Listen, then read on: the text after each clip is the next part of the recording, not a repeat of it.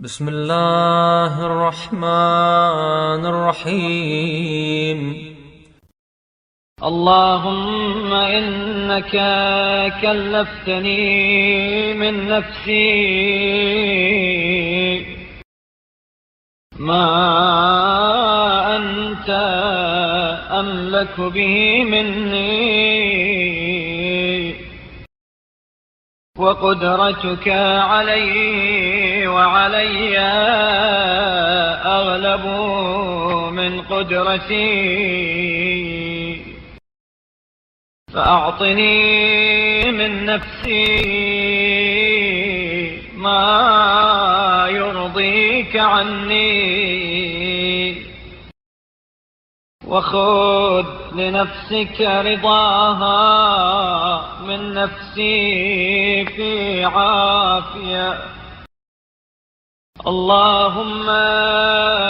لا طاقة لي بالجهد ولا صبر لي على البلاء، ولا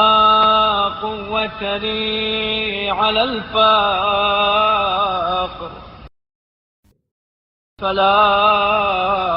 تحظر علي رزقي، ولا تكلني إلى خلقك، بل تفرد بحاجتي وتولى كفايتي، وانظر إلي وانظر لي في جميع أموري، فإنك إن وكلتني إلى نفسي عجزت عنها، ولم أقم ما فيه مصلحتها، وإن وكلتني إلى خلقك تجهموني، وإن ألجأتني إلى قرابتي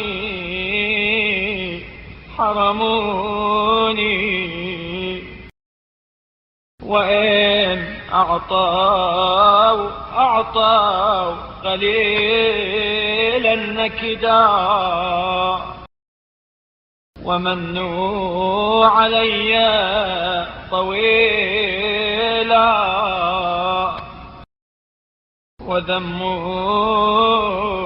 كثيرا، فبفضلك اللهم فاغنني، وبعظمتك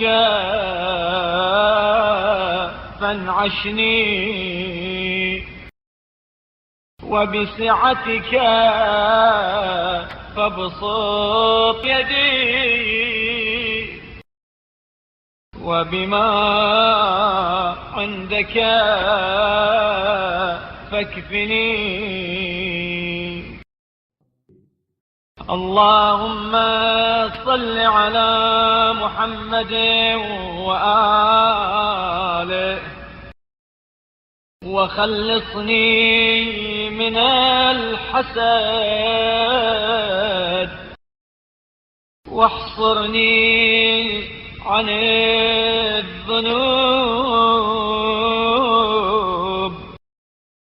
وورعني عن المحارم، ولا تجرئني على المعاصي، واجعل هواي عندك ورضاي فيما يرد علي منك، وبارك لي فيما رزقتني، وفيما فولتني، وفيما أنعمت به علي، واجعلني في كل حالاتي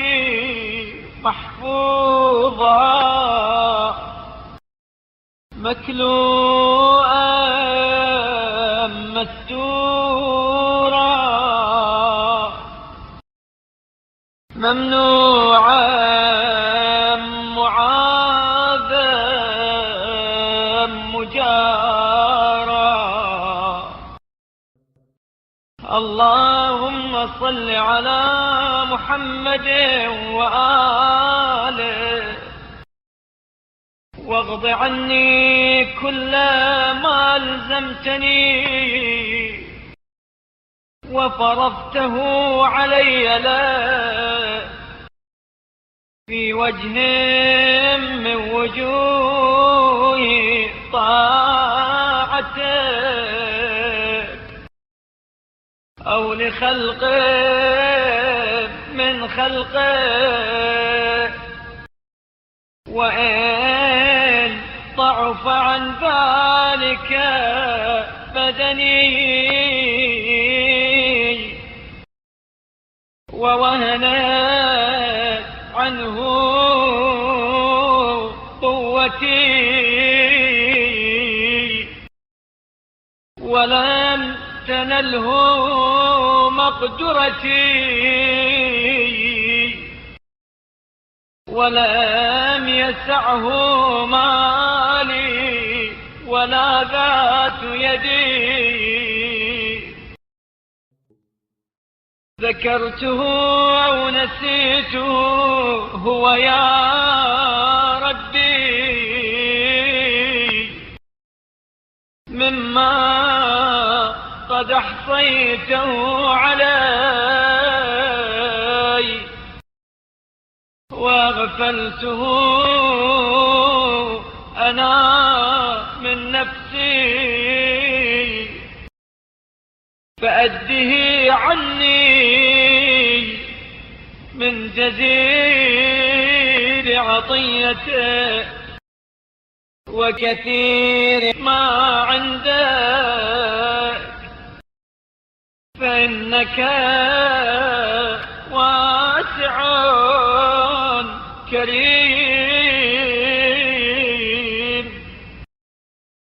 حتى لا يبقى علي شيء منه تريد أن تقاصني به من حسناتي، أو تضاعف به من سيئاتي يوم ألقاك يا ربي. اللهم صل على محمد وآله، وارزقني الرغبة في العمل لك لآخرتي، حتى أعرف صدق ذلك من قلبي، وحتى يكون الغالب علي زهدا في دنياي، وحتى أعمل الحسنات شوقا، وآمن من السيئات فرقا وخوفا.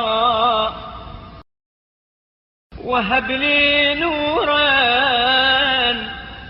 أمشي به في النار، وأهتدي به في الظلمات، وأستضيء به من الشك والشبهات.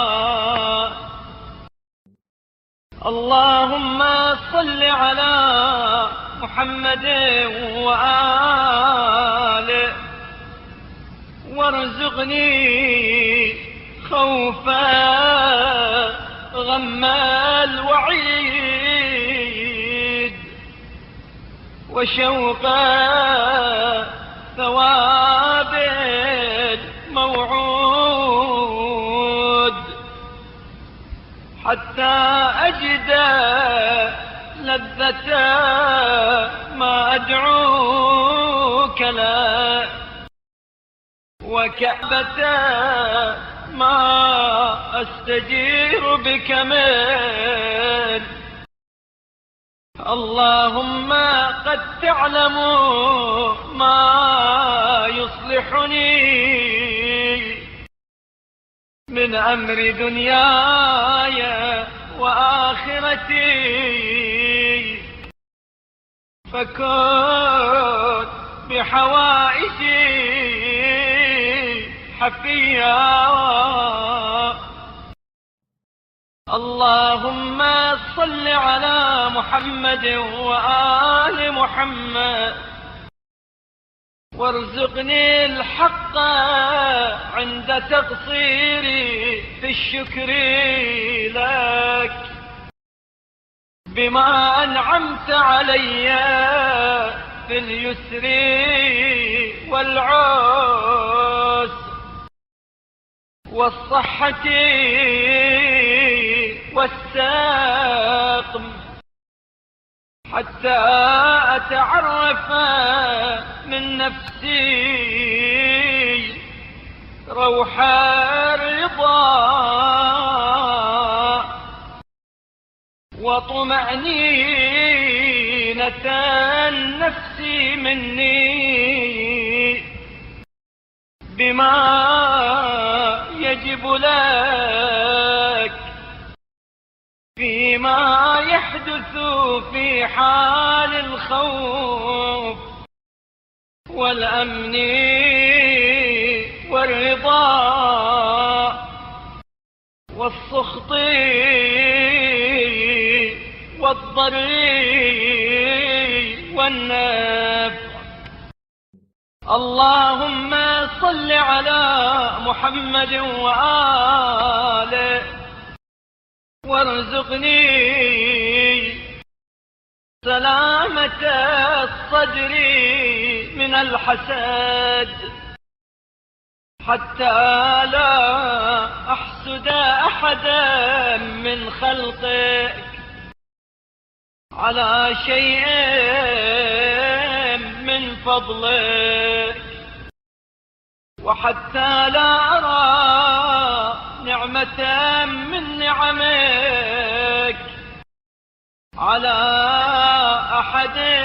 من خلقك في دين أو دنيا أو عافية أو تقوى أو سعة أو رخاء، إلا رجوت لنفسي أفضل ذلك بك ومنك وحدك لا شريك لك. اللهم صل على محمد وآله، وارزقني التحفظ من الخطايا والاحتراس من الزلال في الدنيا والآخرة، في حال الرضا والغضب، حتى أكون بما يرد علي منهما بمنزلة سواء، عاملا بطاعتك، مؤثرا لرضاك على ما سواهما في الأولياء والأعداء، حتى يأمن عدوي من ظلمي وجوري، وييأس وليي من ميلي وانحطاط هواي، واجعلني ممن يدعوك مخلصا في الرخاء، دعاء المخلصين المضطرين لك في الدعاء، إنك حميد مجيد